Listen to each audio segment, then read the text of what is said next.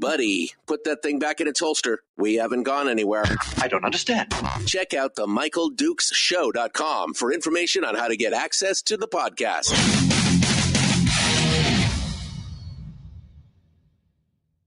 The Michael Dukes Show. I have 2 guns, one for each of you.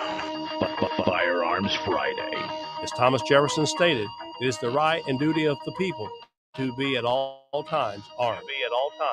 Say hello to my little friend. I say that the Second Amendment is, in order of importance, the First Amendment. The right to keep and bear arms is the one right that allows rights to exist at all. The Michael Dukes Show. The right to keep and bear arms shall not be infringed. Firearms. From my cold, dead hands. Friday. This is my rifle, this is my gun, this is for fighting, this is for fun.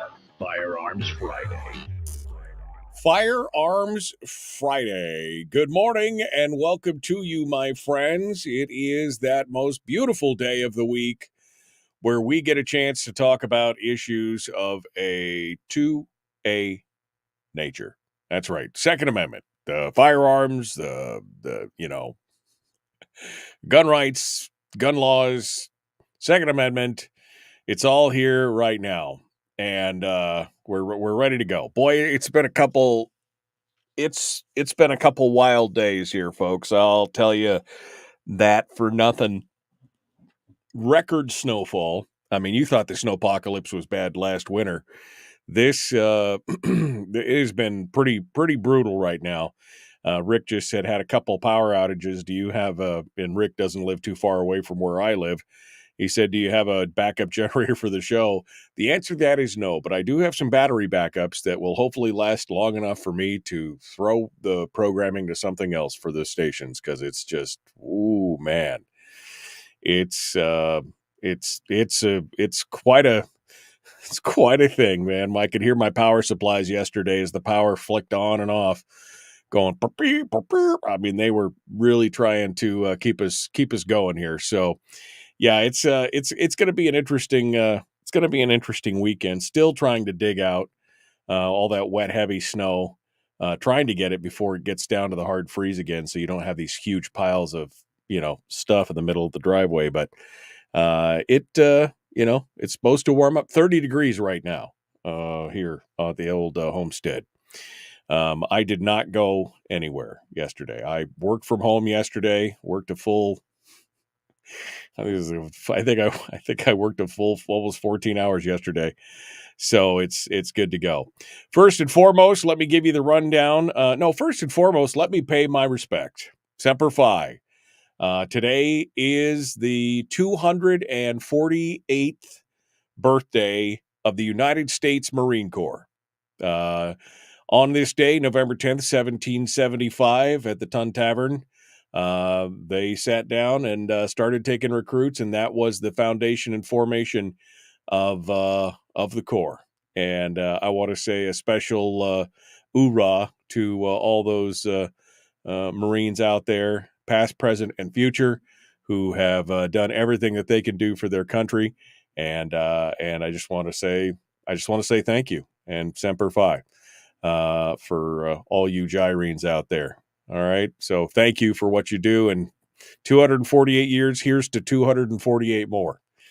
All right, happy birthday, U.S. Marine Corps. Also, go on with that. What we got here in hour one. We are I didn't solidify. I was a little too ambitious yesterday, and I did not solidify my visit with Dr. Lott. So it's going to be you and me in hour one, and we're going to be hanging out talking about some of the big stories out there, including the Rahimi decision that is, in front of the Supreme Court right now. We're going to figure out what's going on there. And then in hour two, we will get our guest, Chris Cheng. Top Shot champion Chris Cheng is going to be joining us here in hour two, and we'll be talking with him about, a little bit of everything. So he may be popping in anytime after 7 a.m. this morning. And then, of course, as always, we'll finish up with Willie Waffle. The Waffleator will come in and give us the weekend movie review. So it's all good. Okay. My dog is, can you hear that? My dog is snoring underneath my feet. All right, let's get into some of the big news and the headlines and everything else. I'm just not sure where I want to start today. I mean, we could talk a lot about the I think we'll keep the Rahimi discussion, to go. Well, I guess I should say first and foremost. All right. Phone lines are open. 907-433-3150. 907-433-3150. If you'd like to sound off, now's the time to do it. We're going to have open line, open forum for the first part of the show here.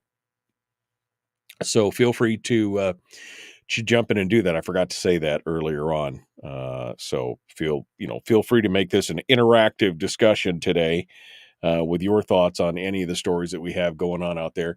I think we'll talk a little bit more. The Rahimi decision is going to take a little bit more. It's a little bit more in depth, so I'll probably go into that here a little bit later. Meanwhile, some very interesting things happening around the country. Remember how we have been talking about in the non-firearm Friday part of the program, how we've been talking about local elections and everything that's gone on, and how it's amazing that all these outside special interest groups have been throwing money into local, not just local, but small elections like school boards and everything else. I may have discovered a pattern.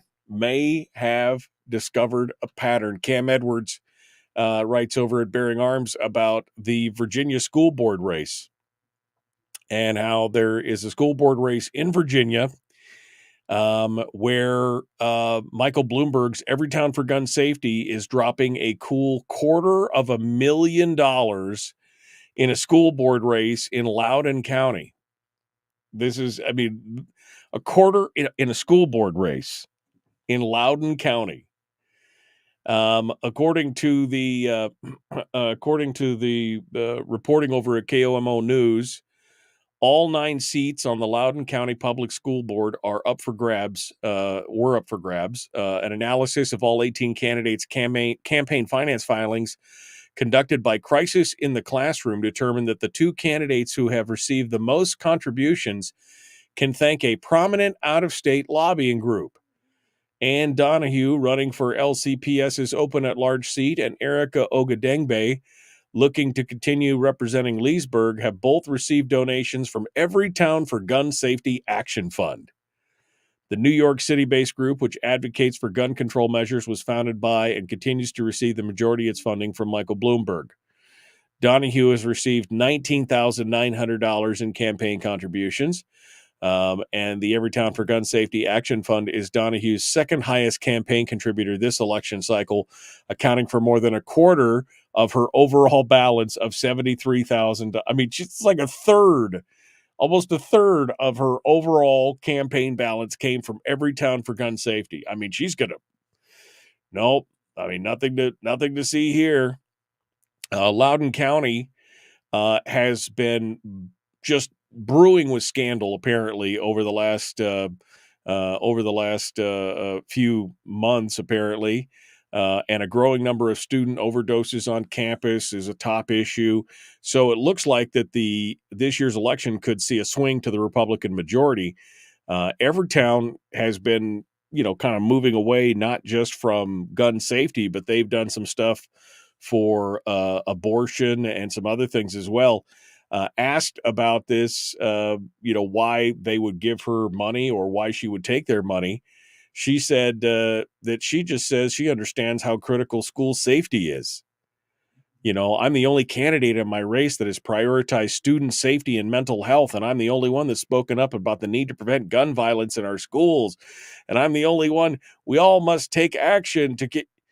The problem is that when you look at her website, what is this decisive action to keep students safe that she keeps talking about? There's nothing specific on the site. And there's not a lot that a school board can do to infringe on your Second Amendment rights, but it definitely helps shape the curriculum, right? They can shape the curriculum that your students are exposed to. Again, this goes back to the, give me 3 generations of your kids. Putting committed gun control activists on a school board is a good way to help indoctrinate the next generation into viewing the Second Amendment as a historical anachronism or a fundamental violation of human rights. I've heard that too. Second Amendment just is a violation of human rights. Maybe they're just trying to raise maybe they're saying these guys, these 2 candidates have got a bright political future. Maybe they're trying to raise their public profile. Whatever it is, the fact that you've got Everytown and Moms Demand Action working on recruiting candidates across the country into these kind of local races should tell you something it should be very telling. Should tell you something very telling. Is that redundantly redundant? It should tell you something important. And that is that they are trying to take control of some of the fundamental levers of our education system and of teaching our children. And they're bringing the agenda, baby. They're bringing the big agenda. That's what they're bringing on. So again, interesting to see that we're seeing some parallels to what's happening in our races here. We didn't have Everytown for gun safety, but you saw private Planned Parenthood, the NEA, the labor unions, all this outside money being poured into these things. There's some serious parallels there, and we should be paying closer attention to that for sure. 100% for sure as we look forward on that. But anyway, Everytown for gun safety, school board races, kind of weird. Kind of weird. Of course, we also had the big election across the country this last week, where it was election day in many places. And there was some tough news for those of us who are pro-life in some of the different things. Ohio passing the law for the right to an abortion and things like that. That was tough. But there were also some very interesting things that happened in some areas that have been in the news for the last year or so, including down in Uvalde, Texas, where a mom and gun control activist was running for election in Uvalde to try and bring about change. We're going to talk about that here in just a moment. Don't go anywhere. The Michael Duke Show, common sense, liberty-based, free-thinking radio. It is Firearms Friday, and we'll see you on the other side of this. Don't go anywhere. Don't forget you can join us over on Facebook, facebook.com/Michael Duke Show/live. If you want to be part of it, come and join the conversation. We'll return right after this.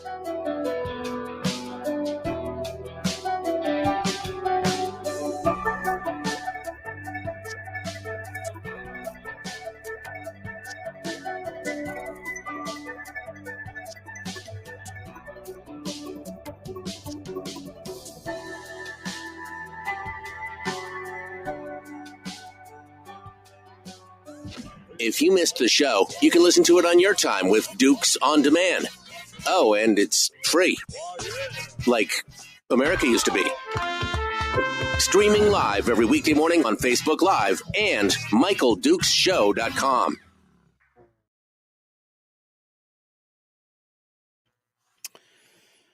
Break out the crayons. Man, I love the purple ones. They're delicious.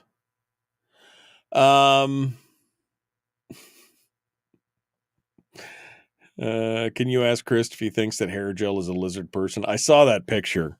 That new street artist. That is just crazy. Ladies donut breakfast in Nikiski this morning. Oh, God, I want a donut so bad right now. Thank you for that. Oh, just wanted a donut.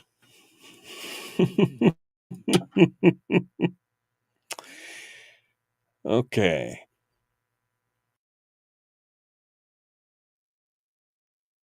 All right, I'm looking for that. I'm looking for that Brian post about where's my there it is. Okay. There we go. I want to take a I wanted to take a picture of that. I want to take a snapshot and send that to Chris before we go through here. I'm looking for the picture of the lizard man. Man, come on. I know you put it up here in your, I saw it on my feed. There it is. There it is. I'm gonna send this over to Chris so he's ready to comment on it before we get too far afield here. Let's see if he can do this. Let me cut this out here, just like this. Okay, here we go. Did you see this? Question mark. This is to Chris Cheng. Who knew? Okay. Boom. All right. I sent it to him. Okay. So that was pretty funny. That was pretty funny. The reptile a minute. That is it right there. I had bacon and eggs and toast for breakfast this morning. I haven't even had breakfast. Friday morning donut fry at the Treehouse Restaurant in Nikiski. Stop your whining and grab a donut out of the green room. Surprisingly enough, the donuts in the green room are not that filling and or not that satisfying. It's as if they were actually made by the government, which is weird because, it's weird that way. Okay. Let me get comfortable here. Ooh, that's better. Okay. Grab a donut from Jason's Donuts. Oh, man, my wife she's like, yeah, it was like 10 o'clock or 10:30 or 11 or something, and Jason's posted a picture of all the donuts they still had on their racks. They had all these donuts on their racks because nobody had come in. Because the roads were so horrific. And she said, well, they eventually sold out. But, normally I've driven by Jason's Donuts, which is now in Eagle River. I've driven by there a couple times on the way into work after doing the show, which means I get there about 9 o'clock. And about 2/3, 75% of the time, they're sold out. They're totally sold out by that time. It's sad. It's sad. It's sad, man. Sad man. All right. We are I'm about to open up a bag of Little Debbie's chocolate donuts, says Chris. Why do you guys hate me? Why do you my mom used to make donuts. She had a recipe that was amazing. I still remember. I remember the cookbook cover. It was like one of those red plaid cookbook covers. And she made some amazing donuts. Okay, we're 30 seconds out. Here we go. We're going to jump back into it. I'm all over the place this morning. I'm dreading I have to go into town today, no matter what. So I'm dreading the drive. I'm just ready, man. I want the weekend to be here. All right, here we go. Common sense, liberty-based, free thinking radio. Like, share, follow, subscribe, do all that stuff. Here we go.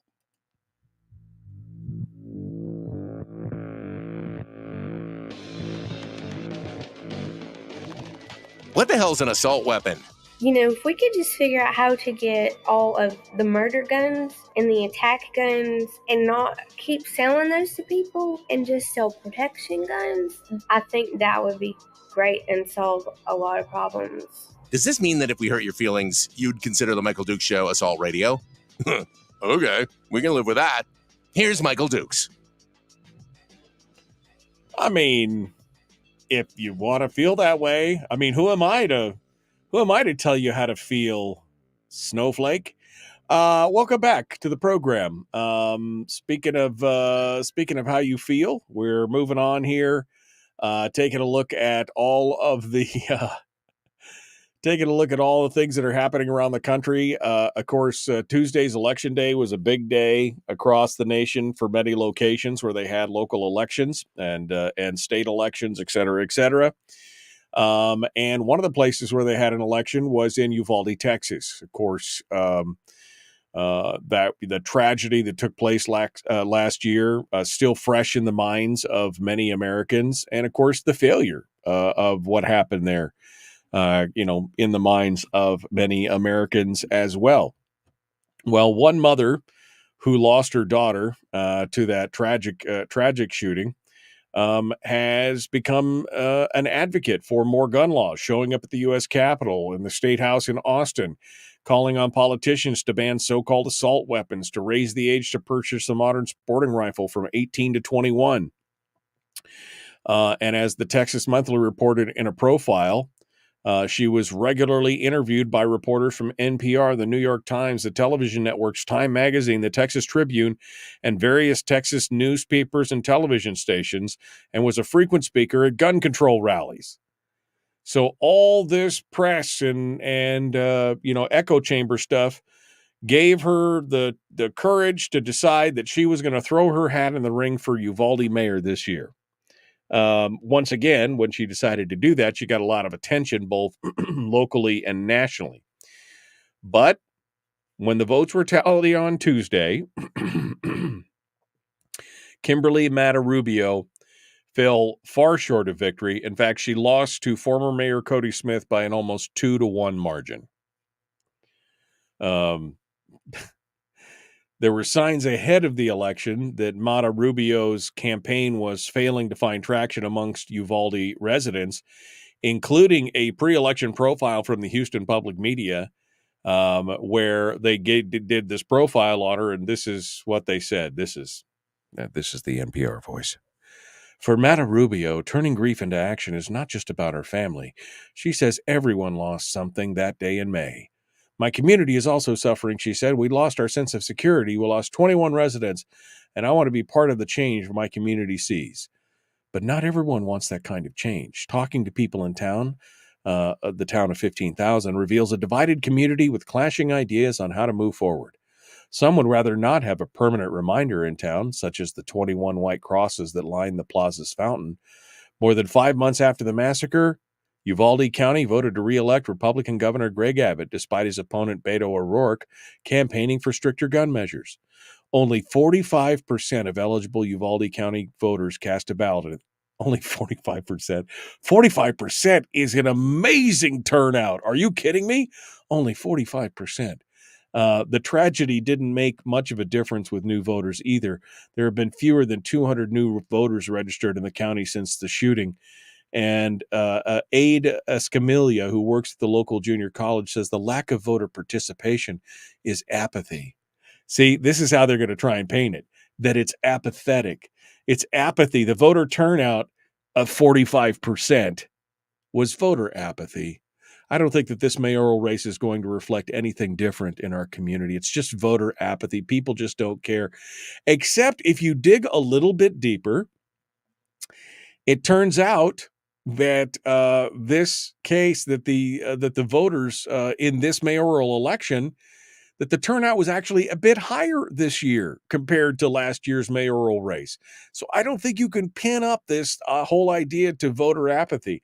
The thing is that people find it a little offensive when you utilize a tragedy or some kind of crisis like that to try and push your agenda, especially when your agenda in some ways is to just heal the wounds and move on.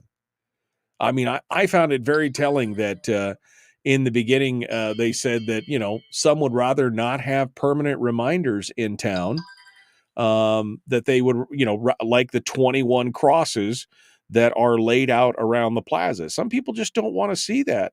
Some people just don't want to see that daily reminder of what's going on. They want to move forward. They want to heal. And they probably don't appreciate people who want to try and make this big thing, make this constant reminder where every day you have to pass it and see it and be reminded of it. So, but it's good to see. It's good to see that cooler heads have still prevailed. That they're not going to let that tragedy, not try and allow her to capitalize on that tragedy,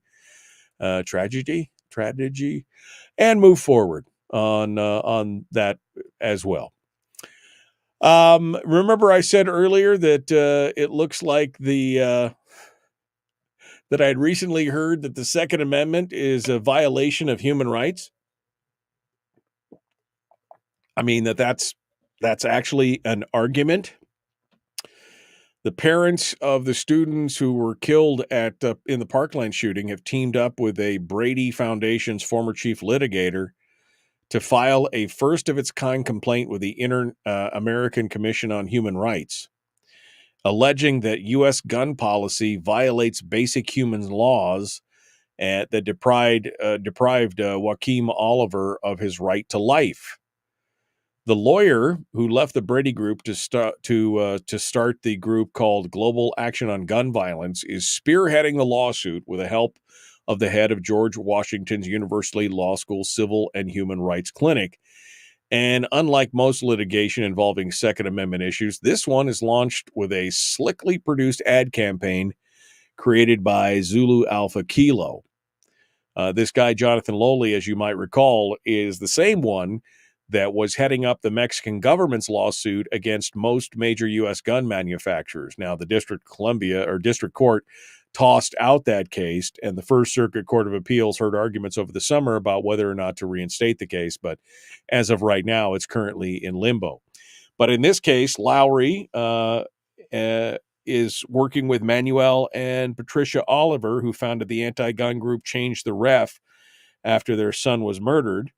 They aren't asking the U.S. court to rule that the Second Amendment is a violation. Instead, they're taking their argument to an international body that has no jurisdiction over the United States. This is this is exactly the same kind of thing that they tried to do earlier over. I think it was wasn't it an abortion rule that they had done earlier? Where somebody tried to take it to the international courts and say, make the United States do what we want or else. But the fact that they can't even, first of all, the fact that they have their own public relations campaign to begin with on this whole thing pretty much tells you that it looks like a PR stunt. And then they get into the actual verbiage of the stuff, the complaint itself, and it's very obvious that they do not have a clear and classical understanding of how and what the founders and framers were thinking when they were writing and discussing the creation and foundation of the Bill of Rights and the Second Amendment specifically, which you can find. This is not hard. You can pick up a book and you can read what they were saying, what they were thinking, because they wrote it all down. They were writing pamphlets of the day. You can read the Federalist and the Anti-Federalist papers and the correspondence. Rocker, be a mind reader. You could see what they were thinking. But this complaint goes to read as follows. The Second Amendment to the U.S. Constitution was understood for over 2 centuries to only concern the well-regulated militia, which the framers intended to protect and therefore mentioned in the text, not private gun ownership, which, again, shows a complete lack of understanding about how grammar works. Because grammar. Which the framers, in 2008, the Supreme Court of the United States created a new right to handguns for self-defense, which was not mentioned by the Second Amendment's framers or in the text, except for the part about the right to keep and bear arms shall not be infringed. They didn't need to get down into the specifics. They just said the right to keep and bear arms shall not be infringed. It's just like that's like making an argument that the First Amendment didn't mention the internet or the newspapers or pamphlets or climbing up on a soapbox or television or any other form of First Amendment free speech rights. It's like saying that it doesn't, the handguns, they made a new rule for handguns and that wasn't mentioned in there. This is the dumbest thing you ever heard. And then the court vastly expanded that right in 2022, requiring historical precedent for gun laws and making public safety considerations of little relevance in determining the constitutionality of the laws. Well, that's because you guys continued to abuse the safety considerations aspect and gave it inordinate weight against constitutional rights. That's why. These rulings have led courts to strike down numerous gun laws and may constrain future regulations. The United States appears to be the only nation in the world that has chosen to put gun industry profits over public safety and gun rights over human rights. You are so freaking snarky. I mean, just I don't know how stupid these people could be. But this is where they're going with it. It's just the well-regulated militia, that being necessary to a free state. The right of the people to keep and bear arms shall not be infringed. The right of the people, not the militia. They're using it as an example the right of the people. I don't know. People, they got their axe to grind and they're going to do it. The historical evidence for an individual right to keep and bear arm is absolutely overwhelming. That's what Heller was talking about. And that's what Bruin makes even absolutely more clear, that they now have to hold it to the historical record. You can see very clearly that that's what was important. That's what that's what they went on and talk about. What would these folks like to see in America? What would they like to see in, what do they want? The international, what is it called? The International Commission on Human Rights. What do they want? What do they want them to do? Oh, it's the Inter-American Commission on Human Rights. They want, they want to require gun purchasers and owners to obtain a license. They want to require background checks for everything. They want additional vetting beyond instant background checks. They want record keeping of private-owned firearms and their owners. That's a registry. Any person who carries a concealed firearm in public is first to obtain a permit from law enforcement based on a valid need to carry. This is all stuff that's been overturned by the courts, by the way. Mandated design safety standards on firearms. Okay. Prohibit or further regulate the sale and possession of assault weapons. Prohibit or regulate large capacity ammunition magazines. Prohibit gun purchases by people with assault or other other violent misdemeanors. Prohibit staff or other permit holders from carrying guns in K-12 schools. Require safe sales and marketing practices by the gun industry. Restrict the sales of purchases on multiple firearms. You only get one, apparently, is what they're saying. I mean, this is a laundry. I mean, most of this stuff has already been tossed out by the courts. But there you go. This is the man. This guy, this lawyer. This reminds me of the Shakespeare quote. The first thing we do is anyway. It just reminds me. All right, I got one line on hold. But I only got a minute or two before I gotta go here. We'll see what they have to say. We'll see who it is before we go. Good morning. Who's this? Where are you calling from?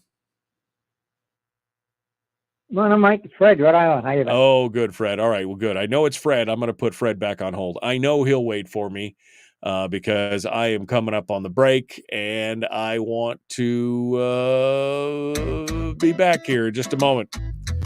We're going to return one final segment for hour one. Then we'll be into hour two. Chris Cheng, Top Shot champion, will be joining us shortly. And then Willie Waffle. Happy snow day. Back with more in just a moment. The Michael Duke Show. Common sense, liberty-based, free-thinking radio.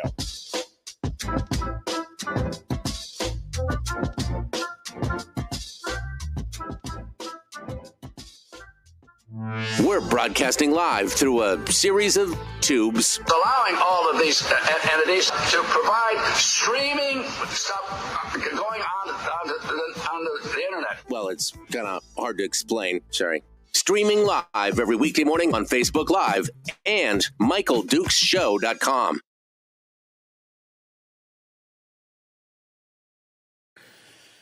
Okay, we're going to talk to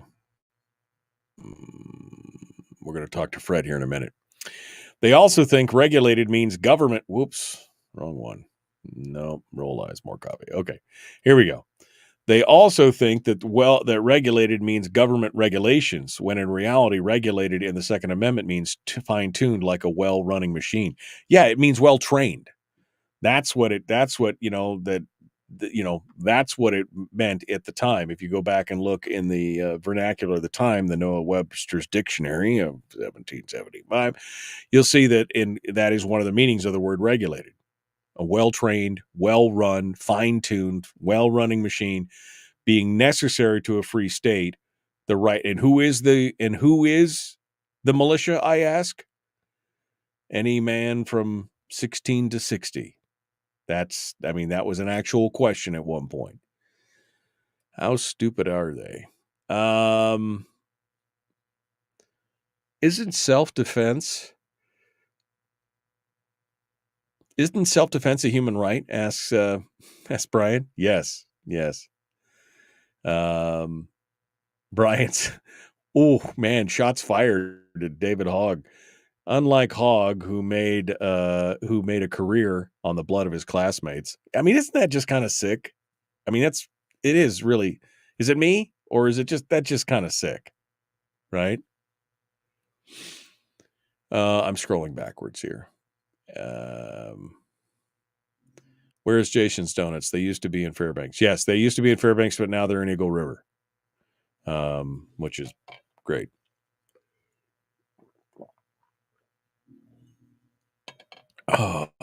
Okay. If it wasn't for all the guns 200 years ago, we would all be speaking with a silly accent. Yes, exactly. Brian says, I'd proffer that they do not care what the founders were thinking. They know better than we. You're not wrong. I mean, you really aren't. You aren't wrong. Okay. Going back over here. I want to win the lotto, but that just ain't happening. I want to win the lotto. I really want to win the lotto.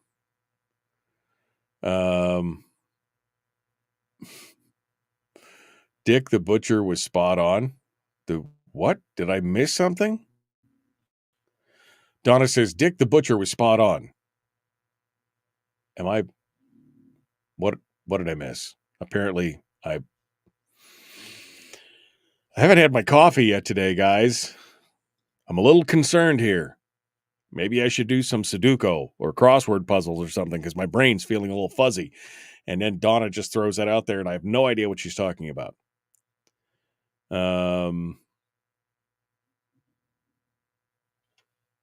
Let's see. There was a reason the Second Amendment was second and it was going to come in handy soon. Don't forget to ask Fred how he came to find out about the show. Oh, yeah, that was right. We were going to ask him then and see if he knows how many in Rhode Islands will fit inside of Alaska and can we send him snow. We'll ask him all those questions. But yeah, I forgot to ask him that. Thank you for reminding me, Brian, because I said that after we got done with Fred last time was asking him how he found the show, and I said, remind me to. Brian can follow instructions. See how that is? It's amazing, absolutely amazing. Okay. Greg is worried about 16 to 60. Crap, I majored out of the militia. No, I don't think that's going to be. I don't think that'll be a problem, man. Sudoku with Dukes along with yoga with Dukes. I mean, that's the you guys are having like these weird. I would not eat them with my mouth. Would not eat them with your mouth. Are you talking about the Debbie's Donuts things that because they have chocolate wax. And how are you going to use them? Is it a suppository? What are you talking about? My God, you guys are confusing this morning. I just need some coffee. That's all I need. I need a big cup of Joe. Oh, I am ready for this week to be over. This week has been brutal, and I am ready for it to be. I'm ready for it to be done. How far are we out here? 45 seconds. All right. 45 seconds. Ready to go and get things done. Fred is in Rhode Island. We're going to talk with him, get his thing, and we're going to ask him about how he found out about the show. That's where it comes from. All right. Let's get it done. Let's get it done. Common sense, liberty-based, free-thinking radio. We could see the conversation string. It's hard for us to remember that you can't. Yeah, that's the thing. I just see them as they come. I don't see the conversation trees. So I'm like, what? Here we go. Let's get to it. Nope, let's get to it now.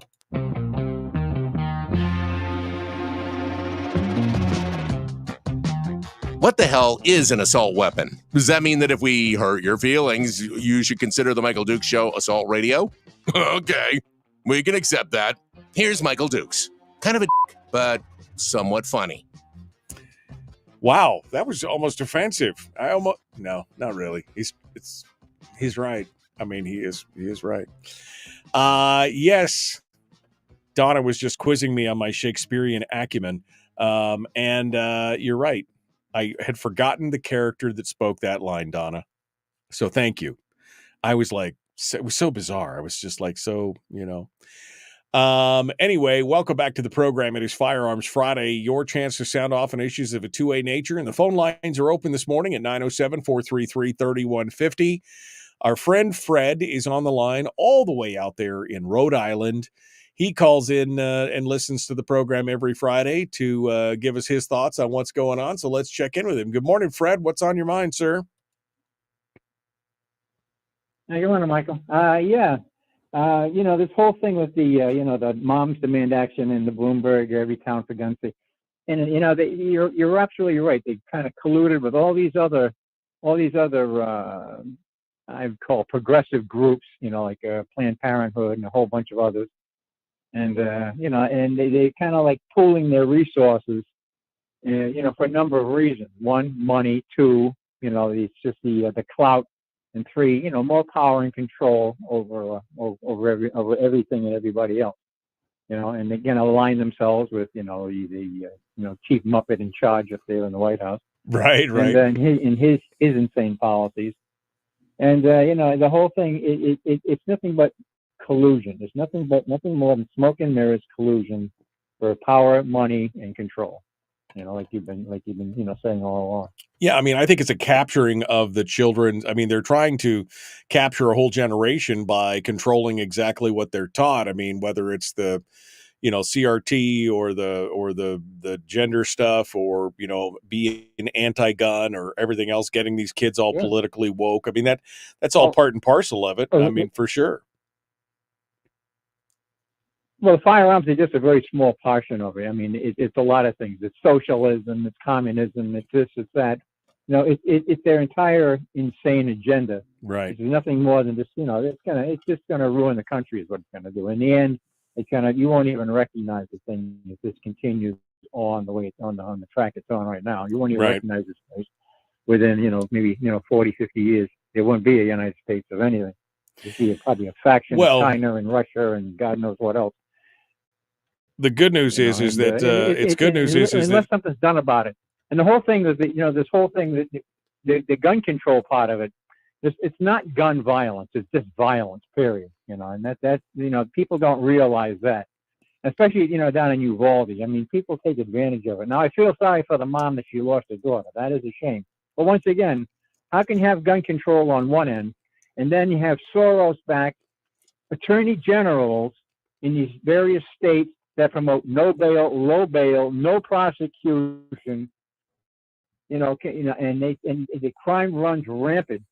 So what the hell are these people doing? They're sitting there on one end they're sitting there with a small garden hose trying to put out a forest fire, and on the other hand they're spraying gasoline on it with the other. You know, they make absolutely no sense. Exactly. Unless it's deliberate. Yeah, I think that should be looked into too.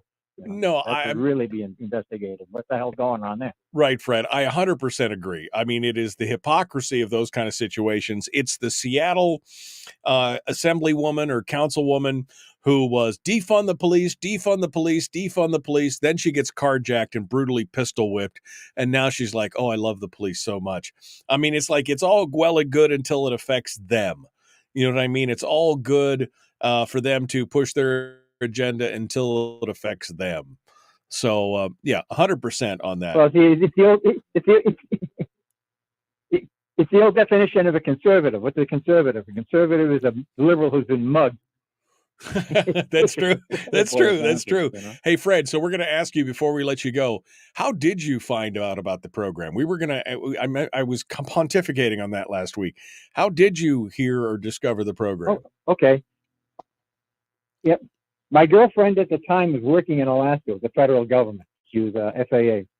And, you know, she's up there for many, you know, a couple of years. So she could.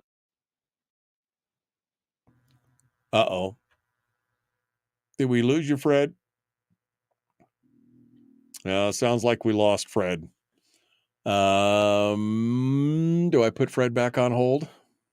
I guess we will put Fred back on hold. Maybe he can tell me this. He could finish telling the story. I'm going to put Fred back on hold here, and we'll come back to him just a second here. We'll try this other call. Nope, we lost his call completely. All right, we're going to take this other call then as we go forward. Good morning. Who's this? Where are you calling from? This is Charles in Fairbanks. Hello, Charles. What's on your mind, sir? I always expect to hear about the Dorr Rebellion from Fred. You heard about that Dorr Rebellion in Rhode Island? 1840. I vaguely recall a mention of it, but I don't recall the details. It was over elections and stuff. They actually created a second constitution and had to settle that. It could take about an hour if Fred would do it for us. Be interesting. Okay. Mike Shower be interested too. He mentioned something about history last. Okay. Well, we'll see what can come out. The Dorr Rebellion in Rhode Island. Is that where it was? Did it take place in Rhode Island? Yeah. Okay. DORR. Okay. Dorr Rebellion, 1842. Easy. All right. Thanks so much. I appreciate it, Charles. Always good to learn a little bit of history. Let's go back over here. Good morning. Who's this? Where you calling from? Yeah, it's Fred again. What happened? I was in the middle of the conversation. All of a sudden, everything just went blank. Yeah, no, you just did you get any of that? Yeah, we got a little bit of it, but you just blanked out. You left off where they said your girlfriend had been in Alaska working for the federal government for a couple of years, and then you completely cut off, and we didn't hear anything beyond that. Well, okay. She told me about it. You know, about the program, and so I tuned it in for the first time, and I definitely liked everything about it. So you know, I've been a regular ever since. I try to be. Well, good. Well, yeah, it's great. It's good. Well, I appreciate that. One of the best radio gun shows on the air right now, in my opinion. Well, I appreciate that. That's high praise, Fred. Thank you for calling. Hey, do you know about this Dorr Rebellion of 1842 that the previous caller was just talking about? Is that something that they talk about in Rhode Island a lot? I heard something about it in 18. I'm not all that familiar with it. I mean, I apologize. I'm a Rhode Islander, and I'm not too familiar with it. I have to look it up, though. I am familiar with the fact that the entire revolution started in Rhode Island about 20 years prior to the Boston Tea Party. I guess you're aware of that, right? It's called the Gaspee, the burning of the British ship Gaspee. I remember that as part of the run up to the actual revolution. That was where a lot of the things got started. I'm interested to find out more about this Dorr thing as well, though. But we'll get it going on. All right, well, Fred, thank you for calling back, and thank you for sharing your thoughts with us this morning. I hope you have a great weekend. Okay. You too, Michael. Take care now. All right. Thanks so much. 907-433-3150, 907-433-3150. If you would like to sound off, we would love to hear what you have to say here this morning on this beautiful Firearms Friday. We're down to the last couple minutes here. Coming up in hour 2 of the big radio broadcast is going to be Top Shot champion Chris Cheng. Top Shot champion Chris Cheng, who's going to be joining us and talking about, it should be a fun discussion on all the gun stuff that is fit to print with him. He, of course, is Top Shot champion season 4, also author of the book Shoot to Win, and many, many other accolades. He wears a lot of different hats here as we go through. So when we come back, we've got some other stories that we're going to touch on as well. Do I have time for one more call? I just saw the phones pop up here. I got time for one more call if we keep it quick here. I got just about 2 minutes before we run the daylight out of the machine here. So let's go over here and see what you have to say. Good morning. Who's this? Where are you calling from? It's Terry calling from Kodiak. Good morning, Terry. What's on your mind? I was just remember seeing something about Israel having a Condition 1. Sounded like some kind of restriction on ammo before that October 7th tragedy. And I wondered if other people had heard about that. I don't have a lot of details anymore. And it's probably been scrubbed from Facebook or something. So right. Good luck finding anything about it. Well, prior to the October 7th attack, the restrictions that were in place on Israeli citizens included an ammunition restriction where they were only allowed 50 rounds a year of ammunition, and that immediately doubled to 100. But 100 rounds of ammunition, especially if you're in a firefight, is not a whole lot of ammunition. And so I know that they were working on that and trying to get all that, pumped up and loosen some of those restrictions to arm the civilians. So, yeah, there was a restriction. You were 100% right. There was a restriction of 50 rounds a year initially as part of that, and then they doubled it to 100. But again, not much when you're fighting for your life against a bunch of terrorists. Thank you, Terry. I appreciate your call. We got more coming up. Hour 2 is dead ahead. Chris Cheng, Top Shot champion, Willie Waffle, The Michael Duke Show.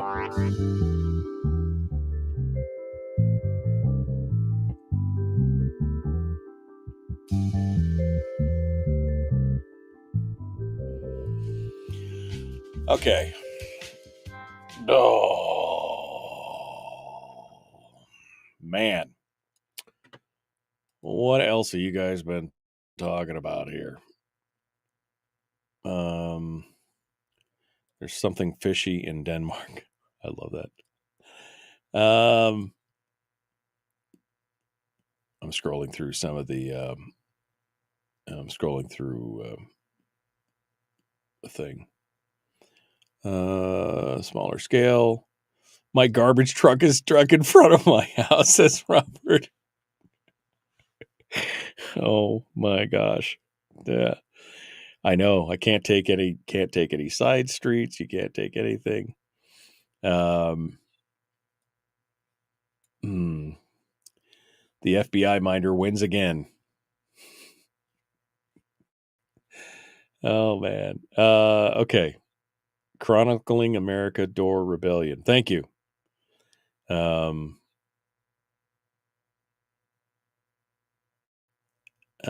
I was at the Alaska Outdoor Show,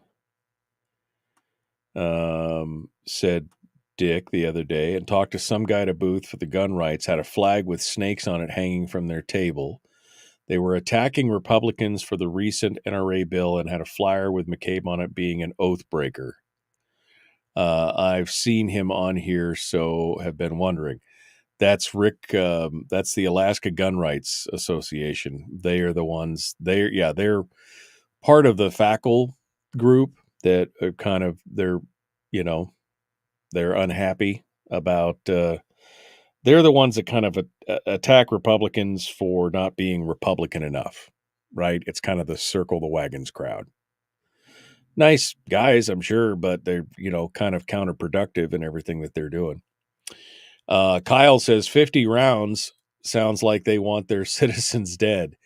If that's all they were giving them were 50 rounds. I mean, that's the thing. I mean, there's a story about the husband and wife who armed themselves and put their kids in the safe room and then basically fought off the attackers. They killed something like 38 terrorists. They eventually died, but their kids survived, and they killed like 38 terrorists.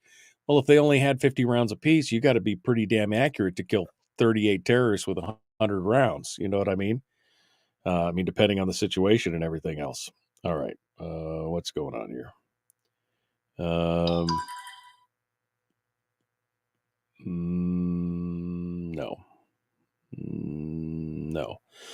It's more spam. Okay. Let me get a refresh. It took like a minute for that to pop up. So let me get a refresh here real quick. You guys, look at the blue screen for the minute. Look at the pretty flowers. Don't look back. Just look at the pretty flowers. Look at the blue screen for a second. Here we go.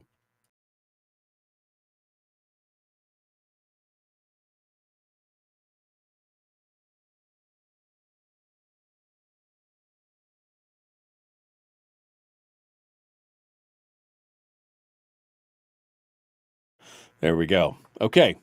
See how easy that was? Let's go over here.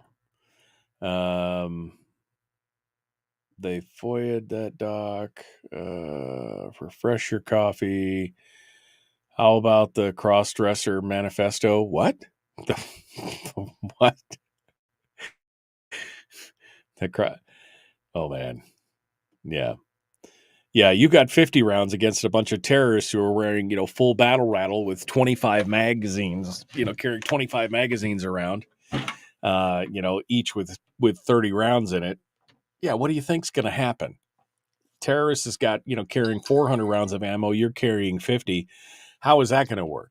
Although I suppose you could just kill them and take one of their guns and then have their ammo, but you know what I mean. It's definitely it's an inequitable. Let's just put it that way. Inequitable for sure. The trans shooter in Tennessee. Oh yeah, what about that? I forgot about that. That there was a manifesto that they are not releasing. Why are they not releasing it? There was some speculation it was because the manifesto as written didn't match up to some narrative that somebody wanted. Because this transgender person went into a Christian school and shot up the whole thing. I mean, possible, huh? Crowder read it. I did not know. That's interesting. Did he read it on the air? I mean, does he talk about it? Does he have, I would like to know more. I'd like to know more. That's just nutty. The whole thing is nutty. The whole cross-dressing, gender change thing is just nutty as squirrel poo. Salty Cracker on YouTube did a great video on the manifesto. Should pop up if you search it. All right, I'll take a look at that. I'll go back and take a read. Okay, folks, we are coming up on it. Hour 2 is dead ahead. Then I've got the White Knuckle Drive into Anchorage. That should be fun. We'll see how that is. Although it looks a lot better today than it did yesterday. I mean, they did plow my road, and there's only a couple inches on the snow now. And most of my driveway is clear, so I'm feeling pretty good about that. But we'll see. Okay, we're continuing. Firearms Friday, the Michael Duke Show, Common Sense Radio.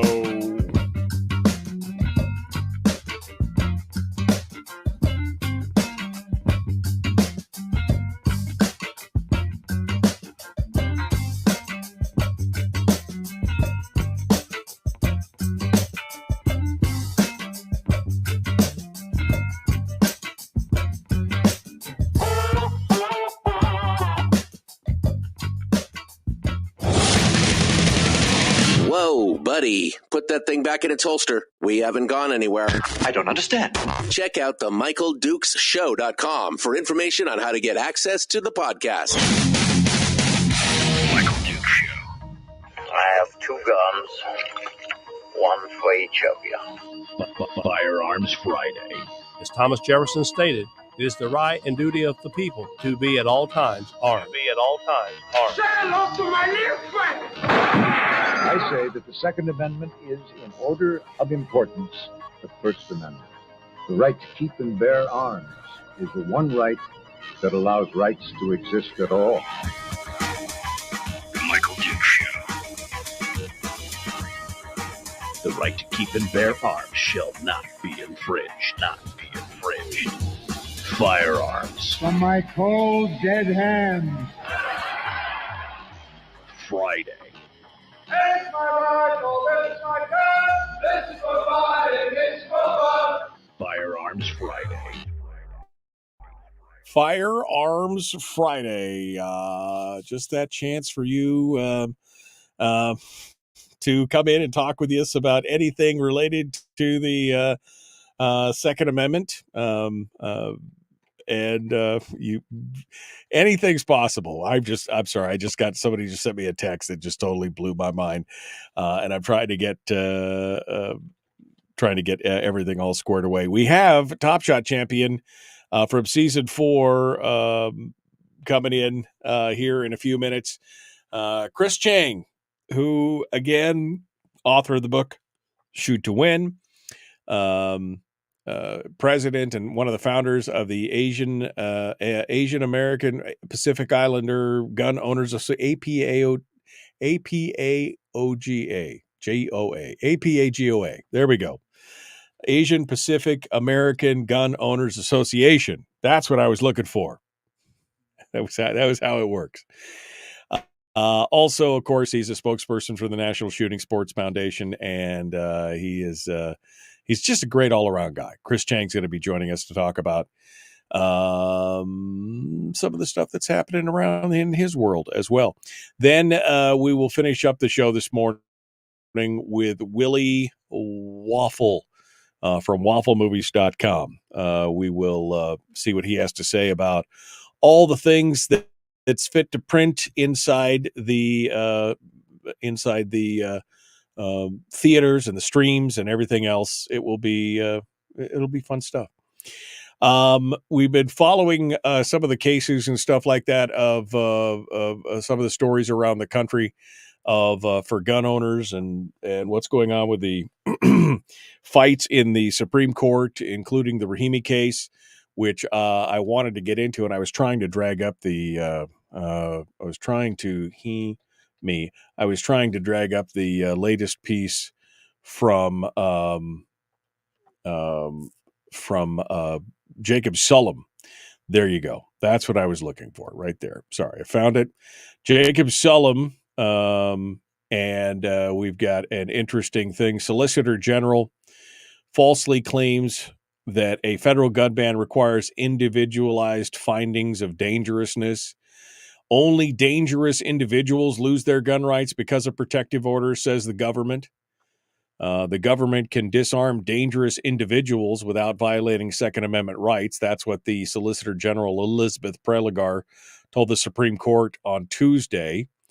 Matt Wright, the lawyer arguing on the other side of the U.S. v. Rahimi case, agreed with that general principle, but he did not agree that the federal law Prelogar was defending, which criminalizes gun possession by people who are subject to domestic violence restraining orders, fits within that tradition. Rahimi is going to be another huge decision right here on this, because due to the fact that you have the Lautenberg Amendment, which basically says if you have ever been even accused, not even convicted, but accused of domestic violence through a restraining order, which again, they can get a restraining order on you without actually having any proof that you actually did anything, right? It's a preventative measure. But due to the Lautenberg Amendment being in effect, if you get a restraining order, it can impact your gun rights. So the Rahimi decision is going to be absolutely, it's going to be huge. Now, this whole thing is going to be very, very interesting to watch, especially in light of what Brune did. The U.S. Court of Appeals for the Fifth Circuit last February ruled that the law was not consistent with this nation's historical tradition of firearms regulation. That was the constitutional test from Brune. Writing for a unanimous panel, Judge Corey T. Wilson noted that the 922 Section G, Paragraph 8, works to disarm not only individuals who are a threat to other individuals, but also every party to a domestic proceeding, think a divorce court, who, with no history of violence whatever, becomes subject to a domestic restraining order that contains boilerplate language meeting the law's criteria. Meaning there is no innocent until proven guilty. There is no nothing else. You simply go through a divorce that has some kind of boilerplate domestic restraining language in it, and you just lost your gun rights. James C. Ho, the Judge James C. Ho, amplified that point in his concurring opinion. Ho said protective orders are often used as a tactical device in divorce proceedings and granted to virtually all who apply and are a tempting target for abuse. Wait, you mean when two people who are in the middle of a bitter, acrimonious breakup over, people that they loved before, and yet they now it's a hate thing? And are you saying that they might accuse them of something or you abuse part of this? Really shocking, I say. In some cases, they have been used to disarm the victims of domestic violence, leaving them in greater danger than before. Could you imagine a husband, or a wife getting a temporary restraining order, domestic restraining order against a spouse that they knew that they were going to go attack? Jeez. During the oral arguments on Tuesday, the Solicitor General Preligar suggested these problems are figments of Judge Ho's imagination. She claimed that Section 922G8, which makes gun possession a felony by punishable by up to 15 years in prison, requires individualized findings of dangerousness. But that is not true. To trigger the loss of the Second Amendment rights under this provision, a restraining order must be preceded by a hearing of which the respondent received actual notice. That's it. The order must prohibit harassing, stalking, or threatening, along with other conduct that would place an intimate partner in reasonable fear of bodily injury, and can include a finding that the respondent poses a credible threat, which fits Preligar's description, but such a finding is not necessary as long as the order explicitly prohibits the use, attempted use, or threatened use of physical force, which is all in the boilerplate language of all these different restraining orders. The language regarding the use of force is used commonly in divorce-related restraining orders that can be readily obtained even when the respondent has no history of violence whatsoever. That's what this is all about. And in that presumption, anyway, here's what Preligar's response to this is it's just insane. In response to that criticism about it being boilerplate language, Preligar said judges are supposed to use such language only when it's justified by the facts of the case. Wait, so now they have to interpret that? A judge who's considering a request for a protective order wouldn't have a basis in law to enter that prohibition on the use of physical force unless the judge thought the force was sufficiently likely to materialize. Critics like Wilson, Ho, and Wright, she said, are basically trying to suggest or insinuate that these state courts are nevertheless entering protective orders that are not justified by the facts and the law, and that just flies in the face of the presumption of regularity that the court applies in this context. See, again, she is basically saying, oh, this is an attack on the court. They just don't know what's going on. They're basically trying to say that all our judges are putting these restraining orders out with really no real reason. And no, it's just boilerplate language. It's just in there. Nobody is utilizing it because it is not affecting most people. Anyway, this whole thing is just astounding. I can't wait to see what comes out of this case on Rahimi. And I am keeping my fingers crossed that we keep just stacking another brick in the wall. We don't need no edge. I mean, you know what I mean? I just another brick in the wall that Brune and Heller and McDonald and these cases have started to build. I can't wait to see where this goes. And to see what the ultimate decision on that is going to be. So we'll see what it's all about. I'm going to go ahead and post this latest piece from Jacob Sullum up in the chat room if you want to do it, and you can take a look at it in the chat room on Facebook, on YouTube. I posted it everywhere in a single click. I posted it all over the place. So it'll be fun. All right, 907-433-3150, 907-433-3150. If you would like to sound off on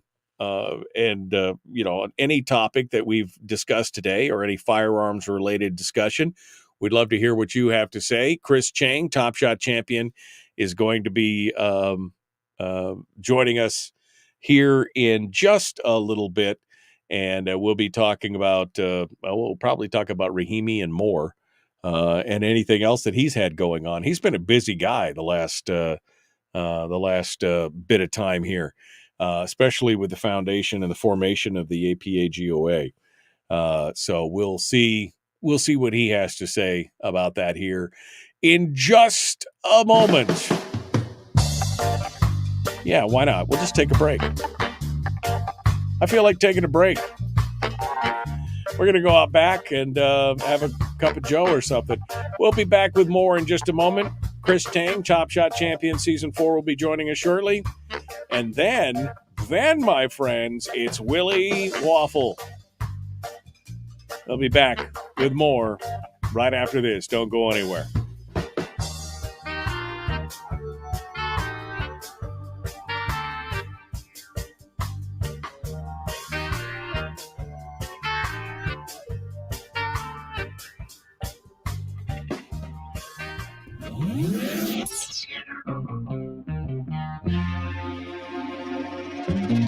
Listened to by more staffers in Juneau than any other show, because their bosses told them to. And after what they just heard, oh man, they're going to be pissed. You're a bad, bad man. The Michael Duke Show.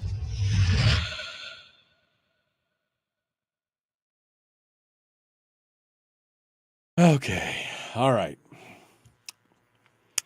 Let's see. What do we got here? Oh, boy. Welcome to Alaska. Been here long? Yeah, it's not that I'm concerned as much about my driving as I am about the yahoos that are around me. The things I can't control, right? I mean, the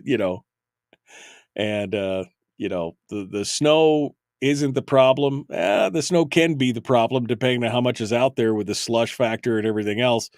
I mean, they were saying yesterday, I was reading the Facebook group for the Glen Highway traffic report, and they were like, yeah, it was like essentially 35 miles an hour on the Glen Highway. 35 miles an hour. It's going to be interesting.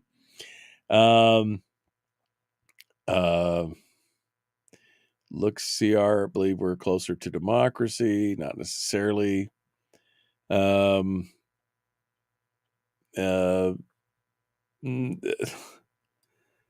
Okay.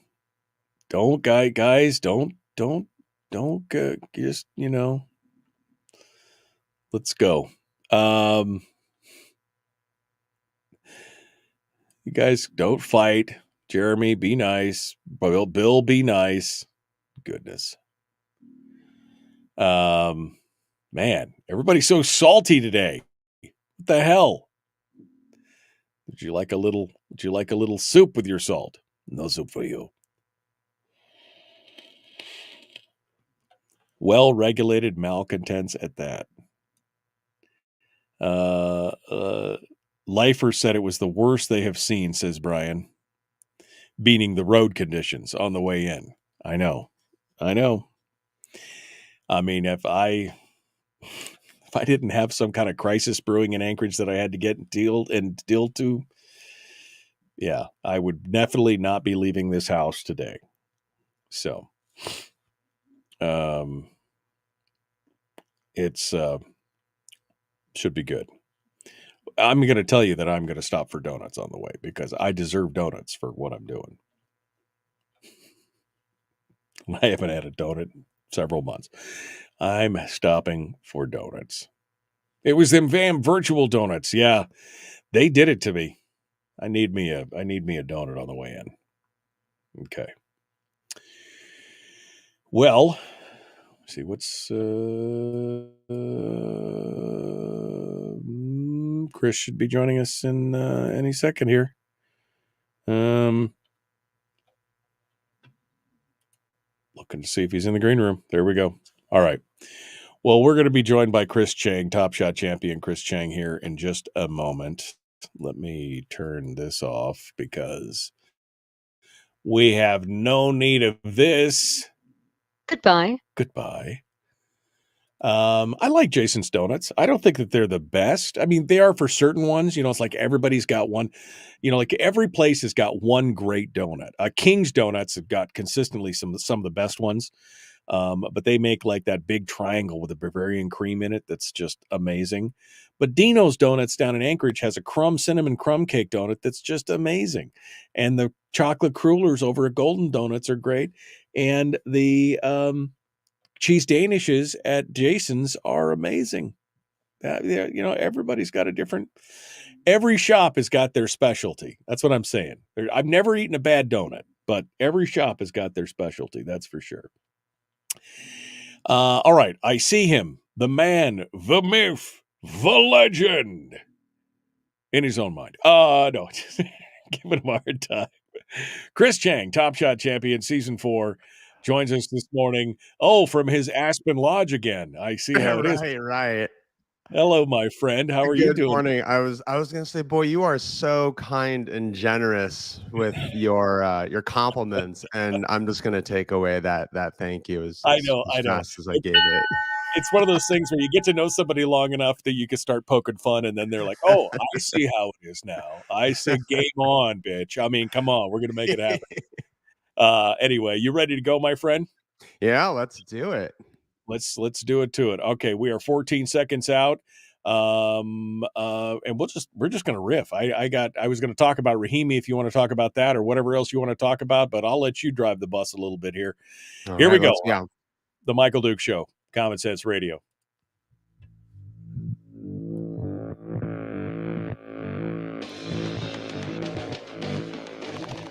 What the hell's an assault weapon? You know, if we could just figure out how to get all of the murder guns and the attack guns and not keep selling those to people and just sell protection guns, I think that would be great and solve a lot of problems. Does this mean that if we hurt your feelings, you'd consider the Michael Dukes Show assault radio?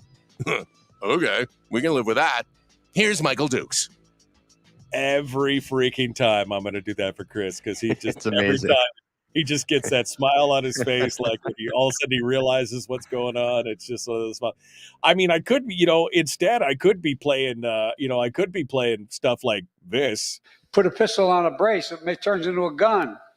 Makes it more. You can have a higher caliber weapon, a higher caliber bullet coming out of that gun. It's essentially turning it into a short barrel rifle, which has been a weapon of choice by a number of mass shooters. I mean, what? That is just a bunch of just word soup. I know. Oh my gosh. Words are hard, right? I mean, words are hard. And what was my favorite one? We all know that because of the ammunition magazines that can be strapped on to so many pistols, that these become automatic weapons similar to AK-47s. What? Ammunition magazines that can be strapped on to so many pistols that these become automatic weapons similar to AK-47s. Oh my.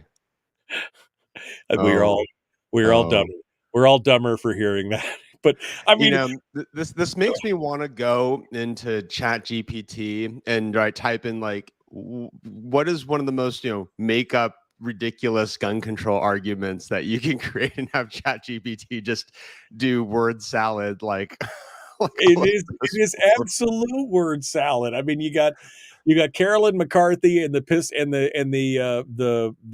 shoulder brace thing and the barrel shroud. You got Schumer and the brace thing. You got all the stuff that Biden says about shooting it out the window and then 9mm making you explode, and now that thing with if you strap it to the gun and it makes it bigger caliber. And I mean, these people have absolutely no idea how any of this stuff actually works, right? I mean, that's the problem.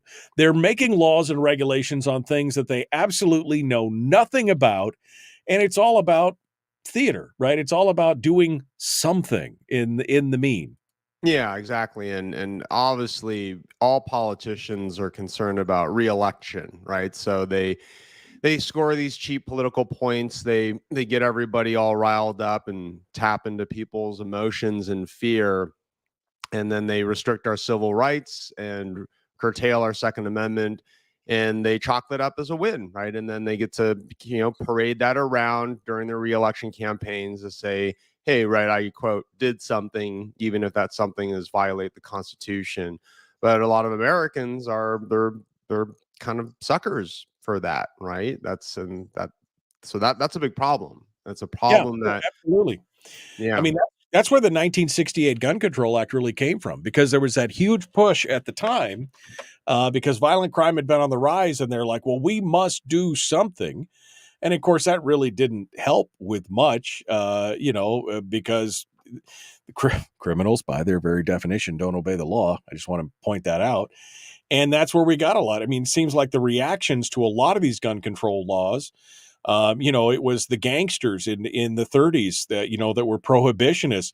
They're the ones that triggered the NFA and the Bureau of Revenue at the time, that was going after guns and bootleggers and everything else. And then, of course, prohibition got reversed, and they didn't have a job anymore, and they're like, well, let's go after guns. And the next thing you know, Al Capone and the Chicago typewriter, and this should be illegal. And I mean, it's just every time it's a reaction to either bureaucratic oversight creep, or it is just politicians yearning to do something to protect us from something.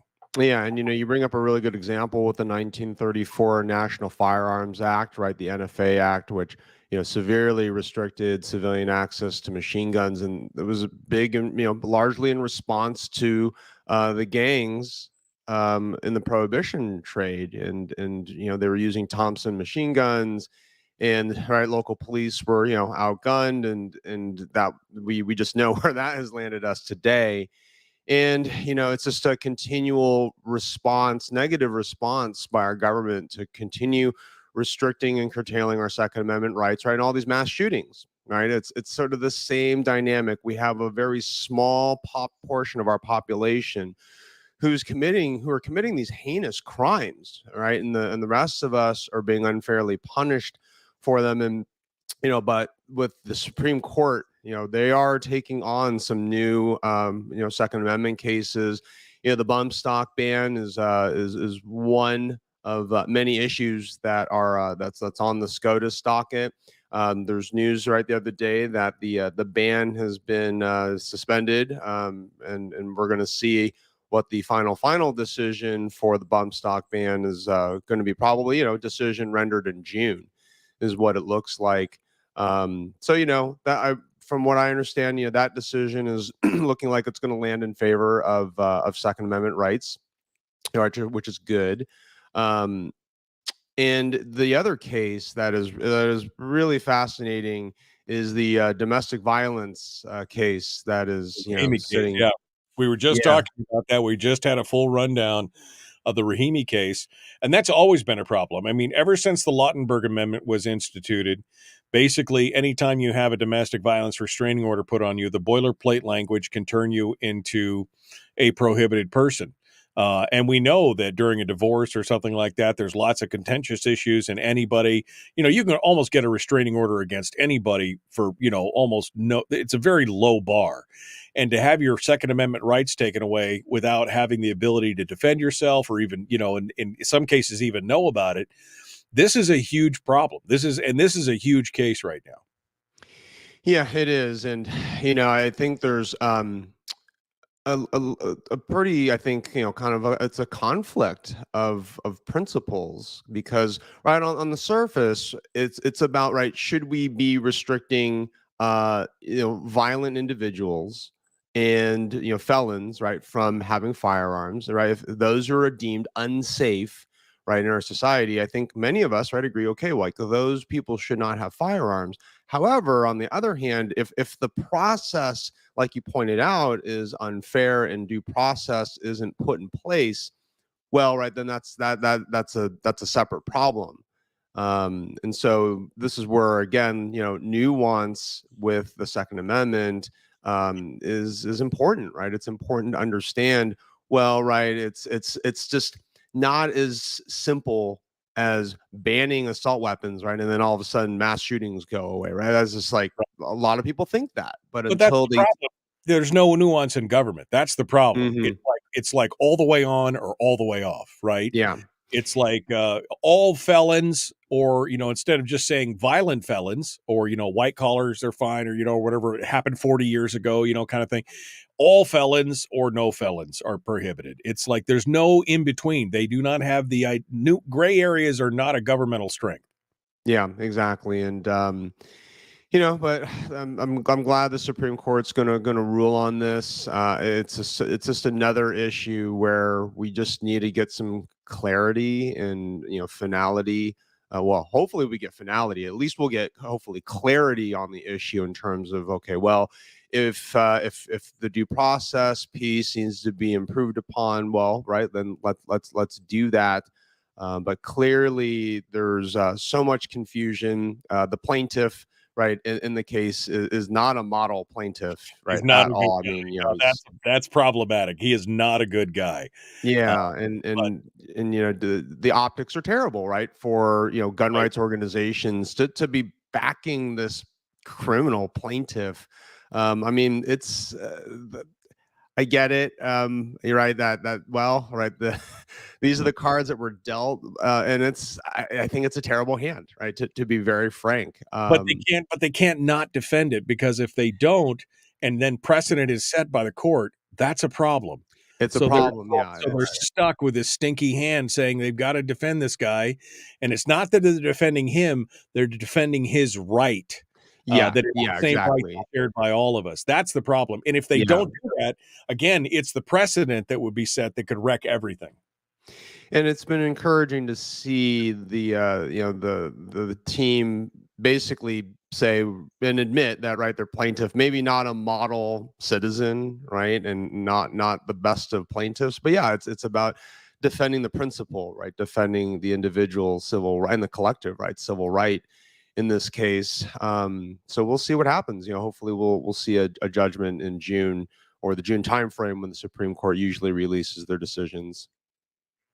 I'm looking forward to it. We're about 3 minutes before we got to go here. What's going on with APGOA? What's happening with NSSF?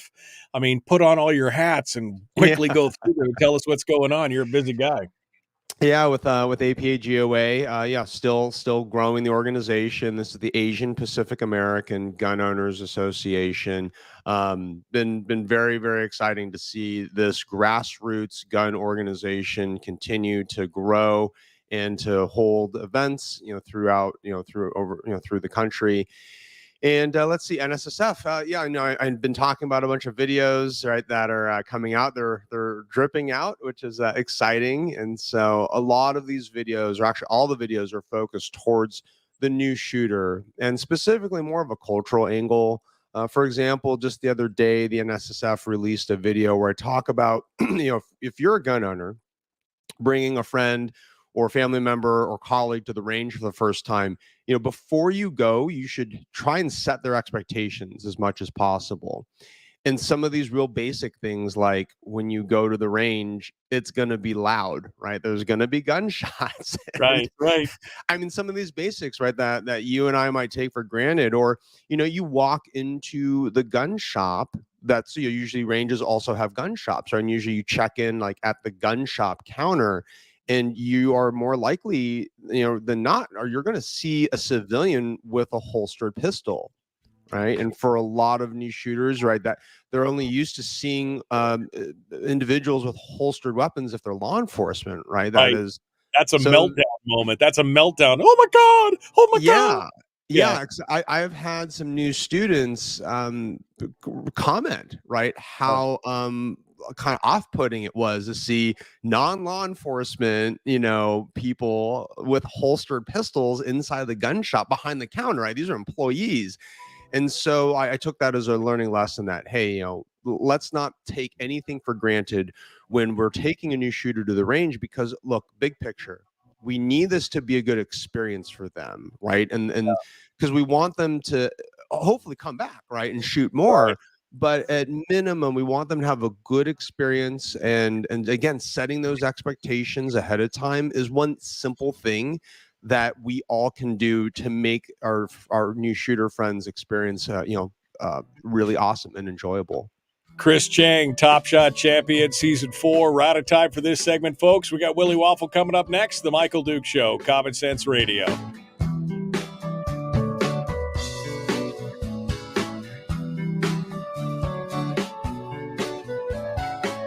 Sorry about that, Chris. Where do folks find these videos? That sounds like a good one, because like you said, you see people and it's so off-putting, or people have an absolute freak out that somebody has a gun on their hip. It is managing expectations is an important component. So where do we go out and find out the National Shooting Sports Foundation? Are they on your website, their website, both? Yeah, exactly. Yeah. So the NSSF, they are on YouTube. They're on Instagram and Twitter, of course. So you can find my videos there. And if you follow me at Top Shot Chris, I'm also, posting those videos as well. And they're very short, 30 to 60 second little tidbits. They're very shareable videos that are informative and helpful, right? And again, the goal here is to help bring new shooters into our community, and not just bring them in, but hopefully get them to stay, right? And get them coming back to enjoy the shooting sports, and also learn how to defend themselves if that's something that they want to do, and then also ultimately understand and appreciate our Second Amendment rights. What are you working on now, Chris? What else? Anything new in the wind? Anything new? Yeah. So my next project here is I'm writing my second book.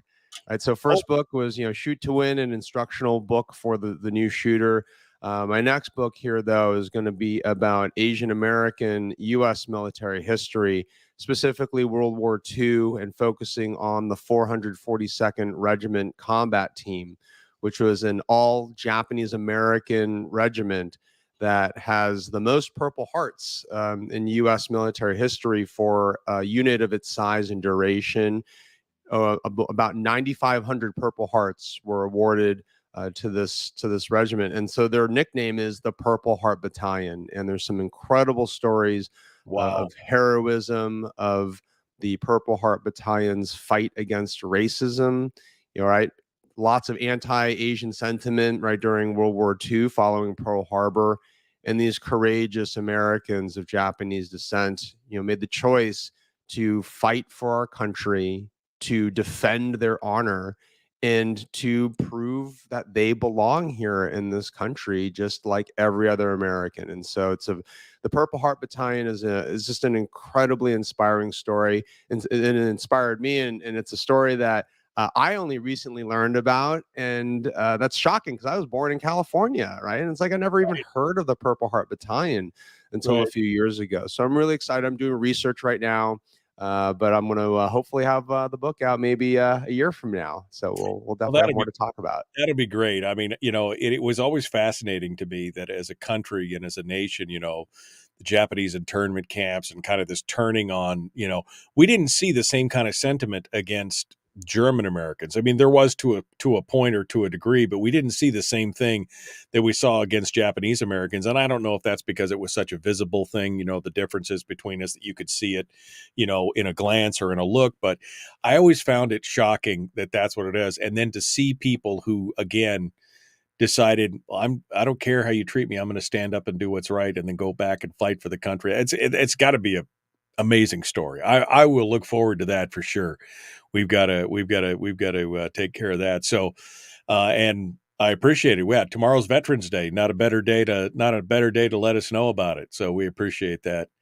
And good luck with that. Thank you. Give us if you get anything new, let us know. We're always happy to have you on board, my friend. Indeed. Thank you so much. Thanks for the discussion today. Appreciate it. And we will see you, I guess. This is November. I was thinking it was December. My brain. I was like, what words are about to come out of your mouth? I think they're pretty simple. See you next month. Yeah. Happy. I was just going to say happy Thanksgiving. I almost said Merry Christmas, but it's happy Thanksgiving. Happy Thanksgiving to you as well, and to your listeners. We'll talk to you in December for Christmas. Dude, it's been a day or two already. 27 inches of snow. It is what it is. Wow. Yeah, that's pretty gnarly. All right. We'll catch you next time, Chris. Thanks so much. Indeed. It's good to talk with you. Take care. Bye-bye. All right. I just had like an aneurysm or something. It's like my brain didn't work. Brian just said he put it into Chat GTP. The only way to achieve true gun control is to replace all firearms with water guns. Think about it. Water guns are harmless and they promote hydration and fun. If everyone had water guns instead of real guns, we could solve conflicts through water fights and promote a more lighthearted society. Plus, yeah.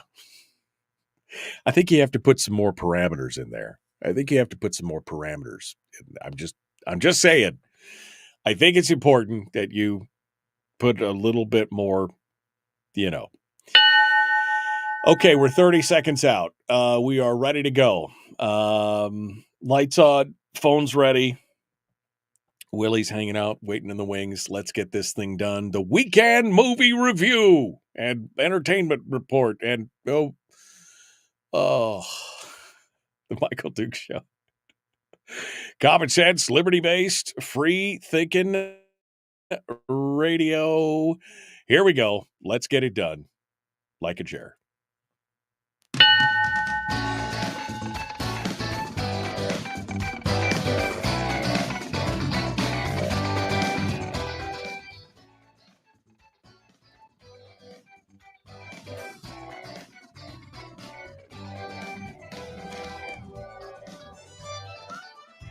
Okay, we are ready. Let's do this thing. Willie Waffle, wafflemovies.com. The weekend movie review is right now. We're going to jump right in with both feet. Good news. Finally, the strike is over. Hello, my friend. Give me the rundown here. That's right. The white smoke rose from the Warner Brothers water tower. They went to the top of the mountain and shouted, "Hallelujah, hallelujah." Yes, the strike is over. The millionaire actors will now, along with the billionaire studios, be making even more money. Praise Jesus. Oh, Lord. And yes. Can you imagine? That's what it's all about. Oh, they got, and again, all the other people are sitting around smoking cigarettes waiting for them to be able to get back to work. I just like to pay the rent, you know what I mean? But, it's right, exactly. Well, what's the deal? God, give me the rundown here. Yeah, so the strike over. It hasn't been officially adopted by the union yet, but it's going to happen. Essentially, the Association of Motion Picture and Television Producers, or the Alliance, pardon me, and the Screen Actors Guild, after cut a deal. They finally came to terms on some AI stuff. They came to terms on some residuals, and they said, "Good, we're all ready to move forward." So production is hot and heavy, and biggest things you're going to notice first is the stars are going to be back on your TV. They're going to be allowed to go out and promote their movies again. So, like, Jimmy Fallon has already booked a bunch of people for Friday night. So is Stephen Colbert. I mean, I half expect people to be showing up on the weekend shows that they would never have done before. But hey, we got to do something. Gotta get back then to you're it, going to have. Yep, the premieres are going to start again. So, they're very excited. The Taiki Waititi movie that's coming out, was it Next Goal, or I forget what is it called, something like that. Next Goal or Next Goal Wins. They have Michael Fassbender. They're now going to have a big premiere event next week, so they can get some publicity for that.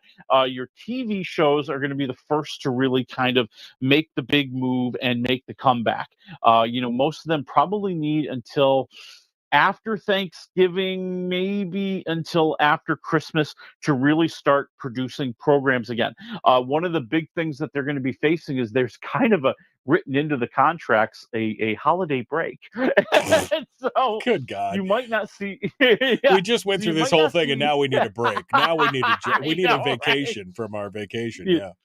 So there's going to be some stuff going into production right after Thanksgiving, most probably after January. The idea being that most of your television programs will have shortened seasons going anywhere from 10 to 13 episodes, starting, just in time for February sweeps, my friends. So, they got that going for them. And then your movies are really the ones who are suffering the most. And we already saw a bunch of movies like Mission Impossible got moved. And just last night, Disney dropped the bombshell.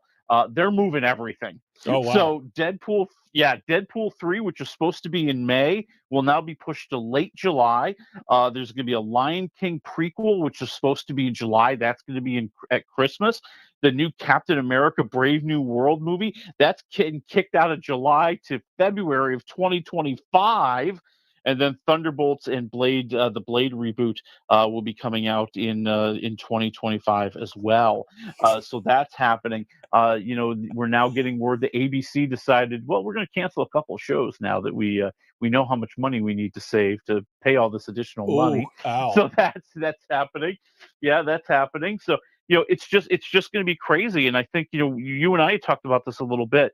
The biggest I think fight is going to be in the movies, because you've got these stars, John Cena, The Rock, name your top stars, Brad Pitt, who typically have movies lined up for 2 years out, right? And they have a very tight schedule, and that schedule got blown to bits.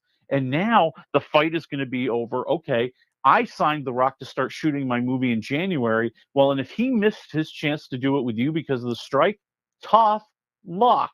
And that studio is going to say, well, you have to make up to us, The Rock, because, we have to produce this and you are under contract.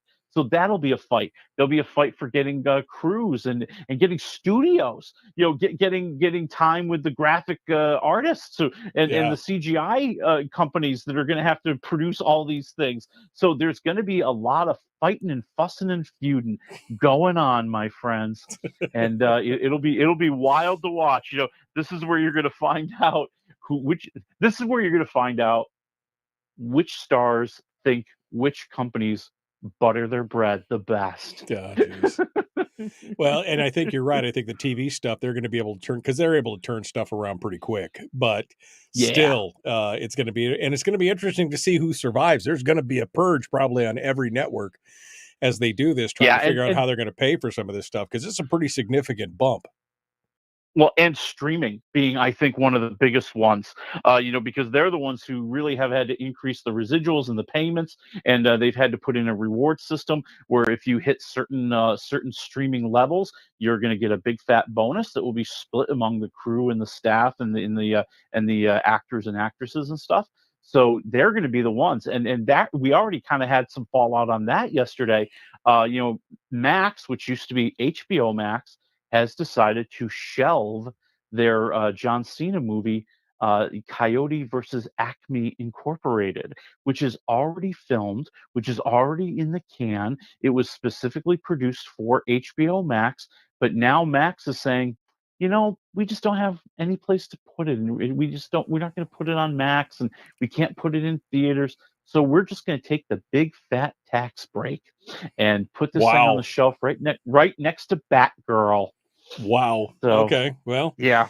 We'll see what happens with that. That should be an interesting thing to watch. We'll see how it all shakes down. But at least I guess we're going to start getting some new shows back, which I think is. I mean, although I don't know, I've had plenty of stuff to watch. I don't know what everybody else is whining about. I've had plenty of stuff to watch. Real quick, yeah, there's plenty of stuff, but I got ahead. to find out what happens on Chicago Med, man. Oh, come on, they left me in a cliffhanger. Oh, I've been cliffhanging since May. Yellowstone season 5 is the only thing that I'm going to say. We'll see if that thing actually comes to fruition. It's such a hot mess, right? That's actually the biggest one. I think they've already announced that thing's pushed to 2025. And the biggest problem there is because you can't get Kevin Costner. Kevin Costner has this dream project, this like trilogy of Western movies that he is dedicated to, and he's not budging. And this is what caused all the friction with him filming the part 2 of season 5 in the first place. And now that they're even beyond that, Yellowstone's just waiting for him to say, "Okay, I'm going to make some time for you." Well, it's we'll have to see. We'll have to see what comes down.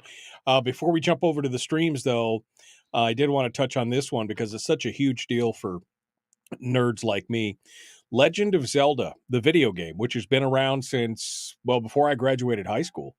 1986, 20 different versions of this game, and the last one was like Game of the Year, huge success. I mean, people have been playing Legend of Zelda for years. Finally making it to the big screen. Yeah, Sony and Nintendo have cut a deal. They're going to have a live action version of The Legend of Zelda. So, right now it looks like one movie, but I'm sure there are options for sequels if it makes a lot of money. And it's going to be headed up by Wes Ball, who is the guy who's best known for the Maze Runner movies, which does not give me hope, but maybe exactly. it'll be better than we thought. And really, that's all we've got. They made the deal this week. They have a director. Now they've got to go into development. They've got to cast people. You're probably a couple years away from seeing that movie. All right. Well, we'll see what happens there. Let's move on to the big ones here. What do we got in the theater and on the streams? I think we have to talk about the Marvels. The Marvels. This is the latest Marvel flick. It's a trilogy of women. I could just see it right now. It's all girl power. Ms. Marvel and then 2 other Marvels. I don't know, they're from a different universe or whatever. Anyway, well, you have Captain Marvel, of course, Mm-hmm. and you have Ms. Marvel. You have Kamala Khan, who was in the Disney Plus series, who's extremely charming and wonderful, and really is maybe the best thing about this whole movie. And Captain Rambeau, who is the family friend of Captain Marvel, who right. They had a little falling out because of the blip. And see, here's my problem with the whole Marvels. Let me just drop it to Break you. It down for me. Break it down. I feel like I didn't do my homework.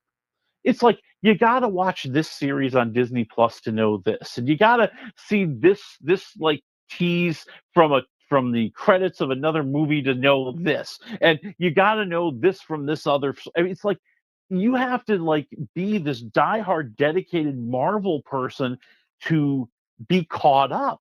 And they try to help you out, and they try to drop kind of some information and help you understand what's going on and help you understand, how these characters have gotten to this point. But, I just feel like that Marvel formula is wearing on people.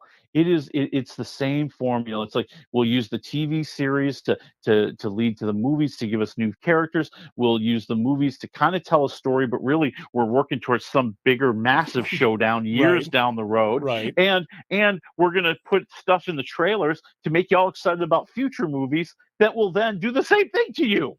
Man, okay. And of course, the problem is whenever you see these things, the movies have got to be standalone enough that people don't have to have a bunch of backstory. That's a problem when you've built such an interconnected universe of so many different things. You got to make it so that it's like an author who writes a book that's part of a series. Sure, it'd be great to read all the other ones, but what if you just jump in the middle? You got to have enough context to be able to understand everything. Yeah, and they try to make this one standalone as much as they can. I mean, they have a straight up story. There's an evil person out there in the universe who has a similar bracelet or bangle that Miss Marvel has. It's the other one of the magical, mystical, mysterious pair that now is giving her the power to get revenge on Captain Marvel and everybody she cares about in every world she has ever protected. And that is kind of the story, and we see the three Marvels coming together and working as a team and overcoming adversity, and we get some great one-liners from Samuel Jackson as Nick Fury, but we're just kind of going through the motions. It doesn't have those emotional highs. It doesn't have those great climactic moments. I mean, the fight scenes are the comedy's the best part about the whole movie. I'm kind of at like 1.5 waffles. I just feel for like a Marvel if you movie. miss this, you're not missing anything if you miss this. Heck, I'll tell you what they show you at the before the credits run. I'll tell you what they put in the middle of the credits, and at the end of the credits, there's nothing that you need to see except they make a little joke about something that happened earlier in the movie. Oh, man, we'll get you taken care of, man. Heck, those spoilers are probably out there right now. If you just search on the internet, you probably find them faster than you can email me. Yeah. All right. 1.5 waffles for the Marvels. We got The Killer and The Curse, and we've got about 2.5 minutes here. Okay. So The Killer is actually pretty cool. I think this might be the best movie. It's on Netflix. It's Michael Fassbender as an assassin, but he's an assassin who botches a job. Oh, that's never good. Yeah, not good. And now that employer's turned on him, and he's on the run. But now he's got to come back because he finds out his employer has gone too far. And now it's personal. And this is directed by David Fincher. It is really a movie about being slow. Like there's focus on the process. How does the assassin do his job? How does he control the situation? The whole methodical nature of his entire character and what he does to try to keep his cool when things go wrong. I'm at 3.5 waffles. I mean, I just think it's really, really good. Yeah, I mean, it doesn't sound like a new premise, but I'll watch anything with Michael Fassbender in it. I think he's a great actor. Yeah. So, I mean, it would be good. So 3.5 waffles for The Killer on Netflix. On to Paramount Plus, Showtime, The Curse. Yeah, so it's going to be running on Paramount Plus with Showtime. That's what they call that streaming part of the service. First, like starting today. And then the new episodes will run every Sunday on Showtime. So that's kind of the pattern. They want you to watch on streaming, but they know you might, check it out on Showtime on Sundays. And it is a series that stars Emma Stone and Nathan Fielder as these married hosts of an HGTV series. And they're trying to change this New Mexican this town in New Mexico that really doesn't want them, doesn't want all their liberal baloney, doesn't think they need to save the town and make it a hippie, liberal, yuppie, go-to place. They just want to just have their lives. And what ends up being the joke, or really the driving force in this thing, is that the actual show is not very good. So the producer is kind of driving the drama by showing the way that these two have their marriage falling apart and the troubles that they're facing. So it becomes kind of one of those cringe kind of comedies like The Office, and that actually works really well. I'm at like 3 waffles for this. Oh man, that would be funny too. And that's the inception of a reality show inside of a reality show inside of a movie. Yep. Yeah, no, that's great. And I love Emma Stone. I think that'd be great. All right. So 3 waffles for The Curse. We got The Killer. We got the Marvels. We got Willie Waffle. Thank you, my friend. I appreciate it. We will see you next week. Oh, there's a lot of stuff going on next week, man. All right. I can't wait to hear more about it. All right, folks, we're out of time. We'll see you on Monday. I haven't even decided if I'm driving into town yet. There's still so much snow. We'll see what happens. Be safe out there. We'll see you on Monday.